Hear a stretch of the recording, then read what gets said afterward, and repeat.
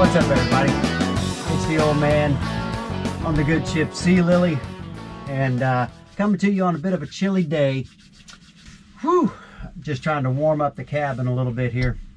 Just take the chill out.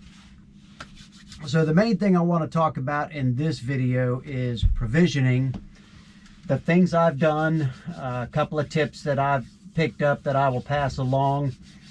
I'm also going to talk a little bit at the end about my haul out, which is coming up in just a few days. So, provisioning for the Bahamas. The first thing I learned, and this will sound a little silly, but there is food in the Bahamas, okay? And of course we all know that. People live there, people got to eat. There's places to buy food. There's plenty of restaurants.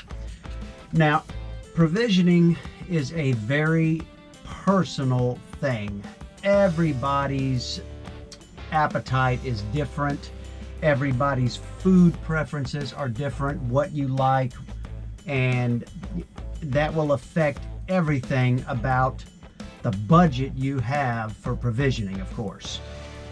If I had the money, I'd hit marinas and go to restaurants all the time down there because I really want to try as much local food as I can, you know, and I am going to do that. That is part of my Bahamas budget, is I have some money that I plan to use to go to restaurants on a regular basis and hopefully find those little out of the way places, you know, where I can really sample some local cuisine.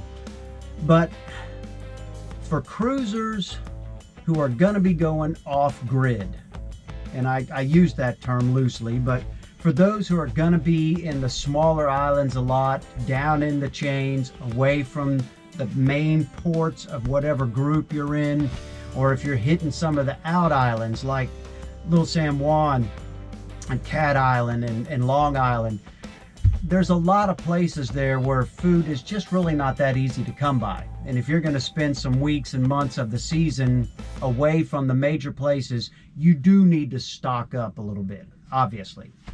And so me being one of those cruisers that wants to go to the out of the way places mostly, I have stocked up pretty well. Here, let me just show you a couple of scenes of getting stuff to the boat. I would estimate with all this stuff on here, I'm probably about 70 to 80% capacity, which is rated at 395 pounds. Let me show you what all I got on here.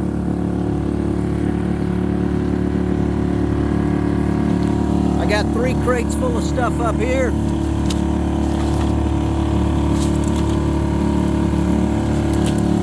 I got some liquor, and I got some more canned goods back here. I got a little bit in the backpack. And of course I got me. Alright, I'm out here again. Beautiful day, weather's warming up, water is like glass out here today. And yeah, this is trip number 3. And I believe with this trip, I have probably a good 80% plus of what I'm taking. Here's today's load.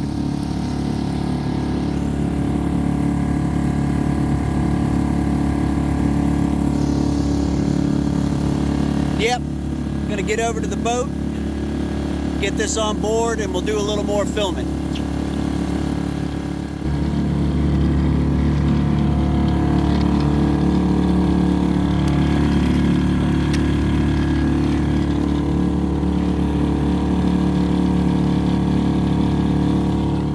I made several dinghy trips, decided not to do it at the yard. Initially, I was going to just wait till I was in the yard and every day I'd bring a little bit.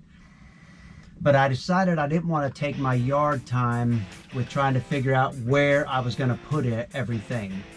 And I would say it probably took a good half a dozen trips to get everything here, and spent quite a bit of each day just sorting through and deciding where can I put this, how to pack that.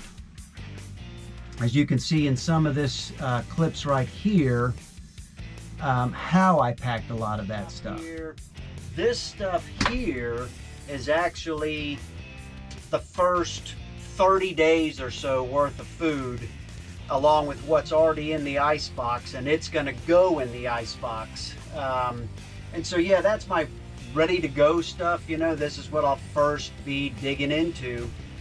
And the way I've done this, if I haven't mentioned it, is I've got it kind of essentially mixed up in here on kind of a weekly basis. Basically, there's a week in the next layer, there's a week in the next layer. So everything's very mixed up, and it's a little bit varied, so that as I go through, I will come across something and say, hey, look, I haven't had this in 3 months. You know, so. Now, one other thing I am doing as I put this stuff away is some of the longer term stuff, such as pizza dough kits. I am going to be putting desiccant packs into my little bags here, just, you know, again, to try to control moisture, and I can check on them, you know, as I'm going through and restocking the monthly supply over there, and we'll see how they're doing. So another tip that I received from Tammy of Sailboat Story was only bring the things that you know you're gonna eat. And that may sound a little silly or a little simplistic, but she brought up Spam. You know, she'd heard cruisers like Spam, all the cruisers bring Spam, so she brought a lot of Spam. Turns out they did not like Spam, so they ended up giving all that Spam away. So I have really endeavored to come up with a menu of things that I already like now, or a really good facsimile thereof, okay? One of them being chicken pot pie. Chicken pot pie is a great food. I love chicken pot pie. I've got a way to make some chicken pot pie. I can have chicken pot pie a couple times a month, okay? Another one is chicken and yellow rice, okay? I got canned chicken. I've got lots of yellow rice, so I can make chicken and yellow rice and a can of green beans. That was a weekly meal for us as my kids were growing up. So it's almost like comfort food to me. And I have biscuits that I can make to go along with it, which was also part of that menu. Chicken and yellow rice, green beans, and biscuits. And the biscuits for me are almost like dessert, because I got molasses, I got honey, you know, so that's like a dessert for me. So I've got lots of meals like that that I can prepare that I know I'm going to eat. There's not going to be any waste there. Okay, it's not here right now, but as you can see here on this clip, I do have my other cooler that I run as a freezer, and I have taken the time to pre-package a lot of meat. I've got hamburger, I've got sausage, I've got some link sausage, and I've got some brats. And I've probably got a good 60 portions of meat, which each portion probably would make 2 meals for me. So between that and canned chicken and tuna and other things, I really feel like I've got at least 1 meal a day for every day. Okay, one main meal, shall I say, and I've got stuff for breakfast. I've got oatmeals, I've got muffins, I've got breakfast bars. You know, I'm not a huge breakfast eater, but I do like to eat something at the beginning of the day when I'm having my coffee. So, okay, and again, this is such a subjective category right here that it's really hard to advise someone on what they're going to take. It's just something you're going to have to figure out for yourself. But again, I would go back to that tip number 2. Only take the things that you really like, that you know you're going to eat. Don't take them. Oh, it's starting to feel a little better in here now. So, subject number 3. What is my budget? $5,000. That is my Bahamas budget. I have spent approximately $1,200 to $1,300 on food to this point, and I've probably spent about $350 on liquor. Because I likes me liquor, all right? I likes me booze. I like to have that 5 o'clock somewhere. But that is what I've spent so far. So that leaves me about, by the time I'm actually making the crossing, I'll probably have about $3,000 to do my season in the Bahamas. That's going to cover gas and diesel, whatever supplies I get, whatever food I eat out, and whatever souvenirs I buy. I don't need to come back with any of it, so toward the end, depending on how it's going, that's probably when I'll start really picking up some souvenirs, t-shirts, I don't know, whatever. I don't even know what I'll find. I know there's some little shops with some handcrafted goods, and I do hope to come back with a few gifts for, friends and family and whatnot. But that's my budget, $5,000 for basically 6 months in the Bahamas, 5 to 6 months total, 5 months in the Bahamas, 6 months of a total cruise. And, for a solo dude on a small boat, eminently possible. I don't believe I'm going to run out of money. Now, my yard haul out coming up, I've got $2,500 set aside for that. And I don't expect to use it all. I really only hope to use about half of it. The fees for haul out and the number of days that I'm going to be there, I think it's only going to run me about, I'm hoping less than $1,000, okay? I've got one part to buy. Everything else I've got that I need. So I've only got one part, and that's the cutlass bearing. And I haven't bought that because I don't know exactly what size I need. But it'll be the very first thing I tackle when I haul out so I can get that ordered. My list that I have is pretty straightforward. Cutlass bearing being number one. The stuffing box and stern tube that I've spoken about earlier, how I'm going to rework that a little bit. I've got the galley sink drain that needs a new valve for the through hole. I've got to install the Speedo. I've got to modify the sink drain in the head to feed my water maker. Maybe I'll do a little bottom paint. That's not a critical thing. I think my bottom paint's in good condition. We're going to take a look at that. I wouldn't mind cleaning the top sides a bit, the sides of the hull. And I want to inspect the rudder just to make sure all is good there, although I don't believe I have any problem with that either. So that's all that's really on that list. The boat is packed, everything's stored. I've got almost everything on board that I'm gonna need, and it's getting really close, folks. I tell you, I'd be lying if I said I didn't have some butterflies in the belly, so to speak. But and here's what I keep telling myself, and let me do it like this so I can relax a little.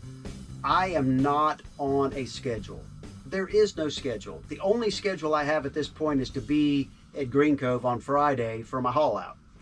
Other than that, there is no real schedule. So if the yard runs 2 days or 2 weeks long because of some problem, that is not a big deal. That really doesn't matter at this point. The biggest thing is just to make sure I can go safely and everything's good to go. But other than that, folks, it is getting really close. It is getting really close. I don't know how much of the yard I'm going to be able to video. I will try to do some, especially some of the maintenance stuff I have to do back here, because I know a lot of people get interested in those kind of things. I tend to get really hyper-focused on the work, and, filming takes a back seat. So it could be that the next time you see me is when I'm actually heading south, okay? Which, again, hopefully won't be that long, but I'll try to get this video out while I'm in the yard, and then if I get to film anything in the yard, that would come out as I'm on the way down, and we kind of include it in something like that. So all is good. Old man's getting ready to go, people. Getting ready to go. But for now, we are over and out.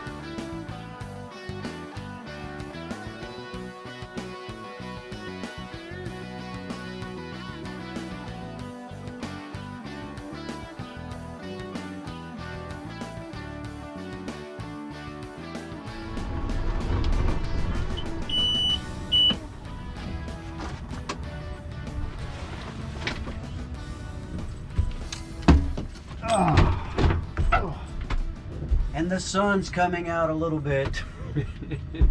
All right. Oh. Okay, last but not least, before I sign off, because people have asked, this is how I'm going to do it. I went ahead and set up an account on the Buy Me a Coffee website. And for me, it's more like buy me a beer, okay? So I usually limit myself to 1 coffee a day in the morning. But beer's a whole other story. So, if you like these videos, if you're getting something out of them, and you feel like buying me a beer, that's where you want to go to. I'm putting the link down in the description. I would be completely honored and honestly somewhat flabbergasted to see people do that, okay? And I have nothing special to offer you other than my undying gratitude and thanks. I may at some point be able to put together some kind of special content. I don't know. You'll have to leave a message if you want to be recognized. Anyways, all is good. It's getting close, people. It's getting close. I can just feel it. I feel it, man. Oh man, over and out.